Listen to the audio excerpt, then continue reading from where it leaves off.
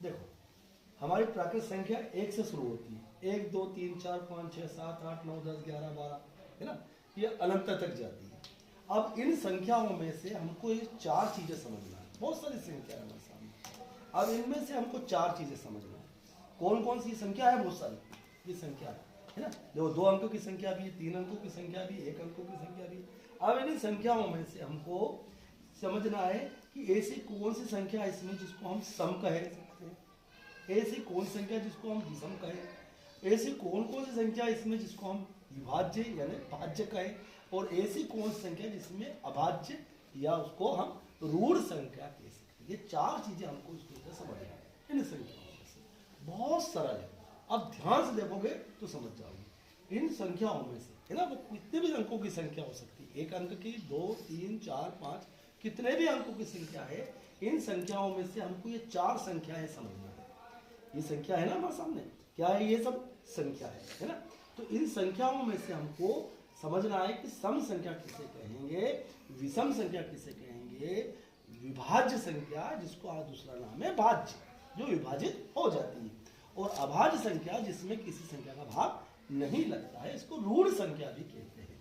ठीक है, सम संख्या, विषम संख्या, विभाज्य, विभाज्य को भाज्य जो विभाजित हो जाती है, अभाज्य संख्या जिसमें अन्य संख्या का भाग नहीं लगता। ये 4 प्रकार की संख्या इसमें से हमको समझना है बहुत सरल तरीके से। हम सम संख्या जब कहते हैं तो हम क्या बताते हैं इसमें कि जिसमें 2 का भाग लग जाता है, कहते ना। जैसे मान लो हम इसमें कोई सी भी संख्या है, ये हमने लिखा 12 के पास रखे हमने, ये 12 सम है या विषम है, ये देखा हमने। तो 12 2 के पहाड़े में आते ना, कितनी बार आएंगे? 6 बार, है ना।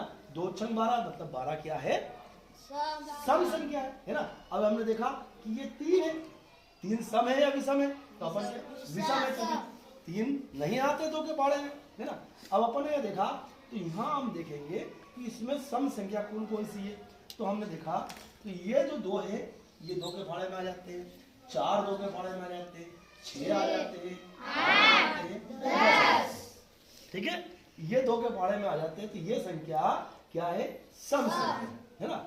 अब देखते हैं कि विषम संख्या किसे बोलते हैं, है ना। देखो हमने केवल 10 तक की संख्या देखी, अब 10 तक की संख्या याद है तो हम आगे की संख्या पता लगा देंगे कि कौन सम संख्या है। विषम संख्या, अब देखो विषम संख्या जो 2 के पहाड़े में 1 नहीं आते हैं, है ना, 3 भी नहीं आते 2 के पहाड़े में, 5 भी नहीं आते, 7 भी नहीं आते और 9 भी नहीं आते, है ना। तो ये हमने 1 से 10 तक में देखा कि 2 4 6 8 और 10 ये सम संख्या है, और 1 3 5 7 और 9 ये 2 के पहाड़े में नहीं आते हैं, तो ये भी सम संख्या है ना। तो अब हम इसमें से देखते हैं कि कौन सी सम संख्या है। तो अपने को इकाई को देखना।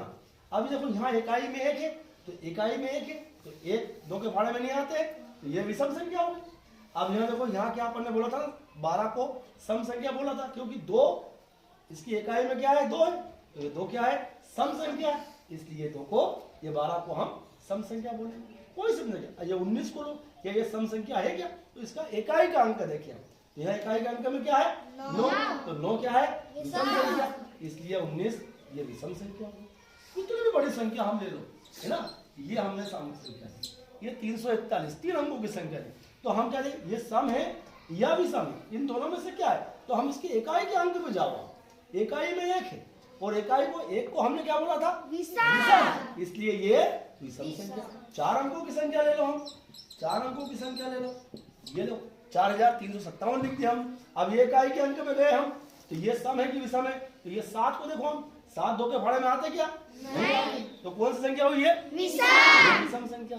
अब ये सम और विषम के बाद में हम देखेंगे ये विभाज्य या भाज्य और अभाज्य संख्या। अब हम कैसे कहेंगे कि ये अभाज्य या विभाज्य है ना। अब विभाज्य जिसमें भाग लग जाता है ना, जो विभाजित हो जाती है ना, और अभाज्य जो विभाजित नहीं होती है ना, अन्य संख्या का भाग नहीं लगता, उसको बोलते हैं हम अभाज्य संख्या। अब जैसे कोई सी भी संख्या यहाँ लेते हैं अपन, है ना, ये जैसे 8 ली, अब 8 में किसका भाग लग जाता है? 2 का लग जाता है, 4 का भी लग जाता, तो ये क्या हो गई? भाज्य संख्या हो गई, ये भाग लग जाता है इसमें, है ना। अब अपन 23 को लेते हैं, ये 23 में किस संख्या का भाग लगता है? 23 का लगता है और 1 का लगता है, किसी तीसरी संख्या का भाग नहीं लगता, इसलिए क्या हो गई? ये अभाज्य संख्या हो गई, है ना। और देखो अपन ये देखो 10 लिए, अब 10 में भाग लग जाता है, किसका लग जाता है? 2 का, है ना, और 5 का लग जाता है, इसलिए विभाज्य हो गई, भाज्य हो गई, ये विभाजित हो जाती है। तो जो संख्या अन्य संख्याओं से विभाजित हो जाती है वो विभाज्य संख्या, और विभाज्य का नाम है एक भाज्य। और जो संख्या किसी अन्य, उसकी स्वयं से तो होती है, एक से भी हो जाती है, बाकी अन्य संख्या से विभाजित नहीं होती है ना। जैसे मान लो इसमें से अपन ने 2 को लिए, ये देखो 2, तो 2 को हमने अभाज्य संख्या बोला। क्यों बोला है? जो ये सबसे बड़ी छोटी अभाज्य संख्या है। क्यों बोला है मालूम है? कि 2 में तो 2 का लग जाएगा और 1 का भी लग जाएगा, तीसरे नंबर की संख्या का नहीं लग रहा 2 में वहां, है ना, इसलिए इसको क्या बोला अपन ने? अभाज्य संख्या, है ना। 3 में देखो 3 को भी अभाज्य बोला। क्यों बोला अभाज्य? इसमें 1 का लग जाएगा और 3 का भी लग जाएगा, बाकी तीसरे नंबर की संख्या का भाग नहीं लग रहा, इसलिए 3 क्या हुई? अभाज्य संख्या।